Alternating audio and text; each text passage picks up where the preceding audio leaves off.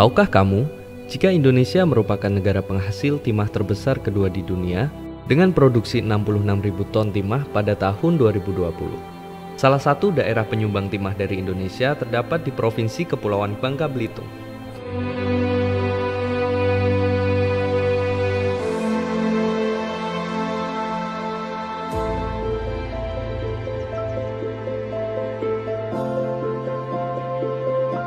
Dengan luas wilayah yang hampir 3/4-nya merupakan lautan tambang timah, sebagian besar masyarakat di Provinsi Kepulauan Bangka Belitung memanfaatkan sumber daya alam tersebut sebagai potensi untuk menjadikannya mata pencaharian sehari-hari.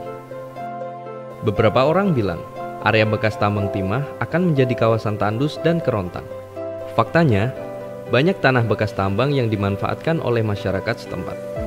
Ada yang menjadikannya sebagai areal pertanian untuk bercocok tanam, maupun tempat wisata. Bahkan, ada kisah unik dari Desa Cambai Selatan, Provinsi Kepulauan Bangka Belitung, di mana masyarakat setempat telah memanfaatkan tanah hasil dari program redistribusi yang berada dalam kawasan izin usaha pertambangan.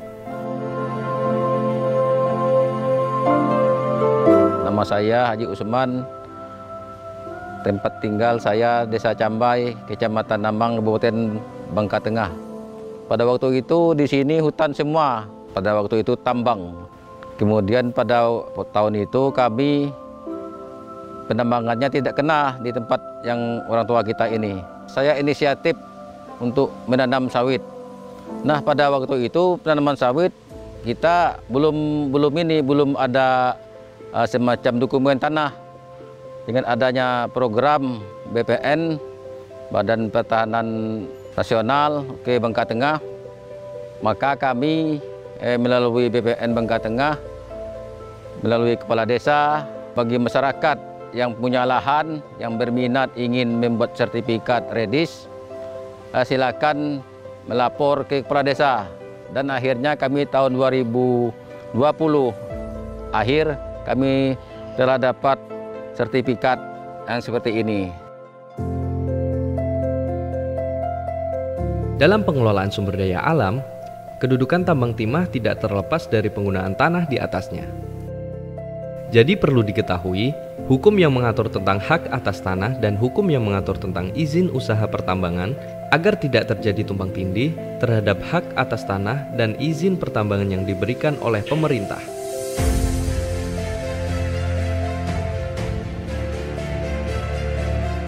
Para pemegang izin usaha pertambangan itu, izin yang dimiliki ini hanya untuk melakukan kegiatan pertambangan.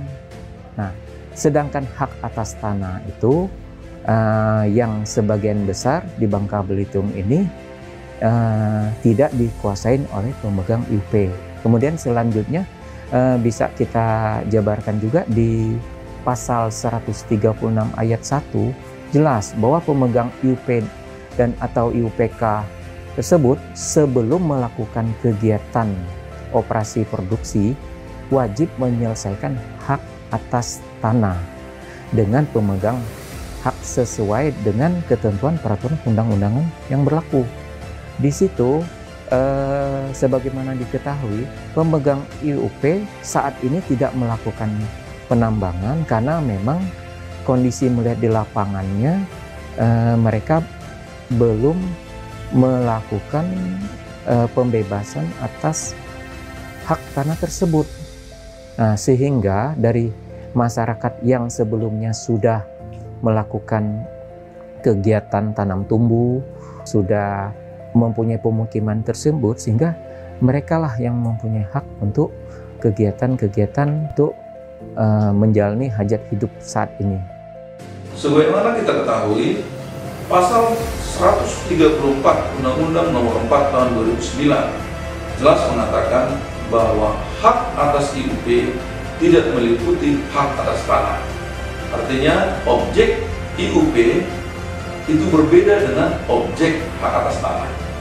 Namun untuk memperkuat ini kita berkoordinasi dengan Dinas SDM dan Dinas SDM bersedia memberikan rekomendasi pertimbangan teknis untuk menunjukkan bahwa pelaksanaan redistribusi tanah itu memang memiliki dasar hukum yang kuat. Dan untuk memperkuat lagi, maka pihak SDM dilibatkan dalam penelitian lapangan dan sidang panitia pertimbangan land reform.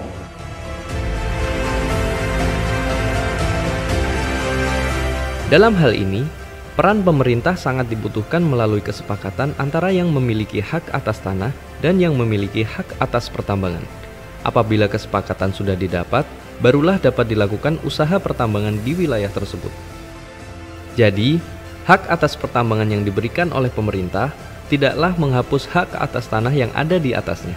Kami sekarang lagi bekerja sama dengan pihak BPN untuk menata reforma agraria tersebut. Banyak lahan-lahan tidur di sini yang tidak jelas siapa pemiliknya dan untuk apa kedepannya akan digunakan. Nah, akhirnya dengan bekerja sama dengan pihak BPN, pihak pemerintah provinsi, kita menjadi tahu.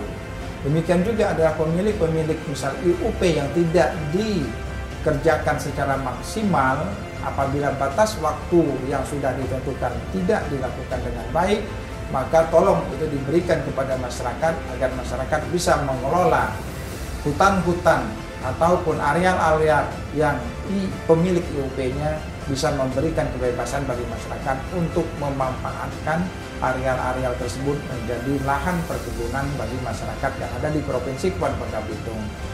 Persoalan tersebut tidak hanya terjadi di Provinsi Kepulauan Bangka Belitung, namun banyak juga terjadi di provinsi lain di Indonesia. Tentunya, perlu adanya harmonisasi dan kolaborasi bersama lintas kementerian atau lembaga, termasuk pemerintah daerah agar tanah-tanah bekas IUP bisa mendatangkan manfaat serta mendapatkan kepastian hukum.